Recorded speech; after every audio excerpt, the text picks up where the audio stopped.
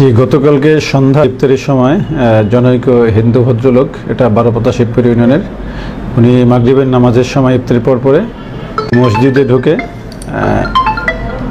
ঢুকে একদম মুসল্লিরা যখন সেজদারত অবস্থায় ছিল তখন তিনি মুসল্লিদেরকে সরিয়ে একদম ইমামকে গিয়ে ধরে উঁচু করে ফেলে এবং তাকে বলে, তোদের জয় হবে না, জয় হরে কৃষ্ণ হরে রাম, এভাবে যখন বলতেছিল তখন মুসল্লিরা উত্তেজিত হয়। তা ওখানেই নামাজ পড়তেছিল স্থানীয় চেয়ারম্যান, তিনি আবার তাকে পাজো করে বাইরে নিয়ে তাকে নিরাপদে নিয়ে যায়। তখন যেহেতু ধর্মীয় অনুভূতি আঘাত এনেছে, স্বাভাবিকভাবে মুসলমানরা একটুখানি উত্তেজিত হওয়ার চেষ্টা করেছিল, কিন্তু সাথে সাথে আমি সংবাদ ঘটনাস্থলে যাই এবং তাদের সাথে কথা বলি।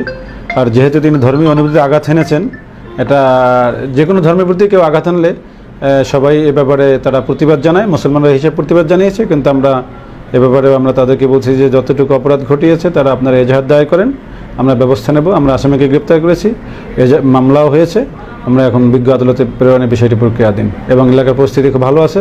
হিন্দু মুসলমান সবাই একসাথে আমরা সহ অবস্থানে থেকে বসবাস করব, এটাই আমাদের বাংলাদেশের নিয়ম, এটাই আমরা করে থাকি।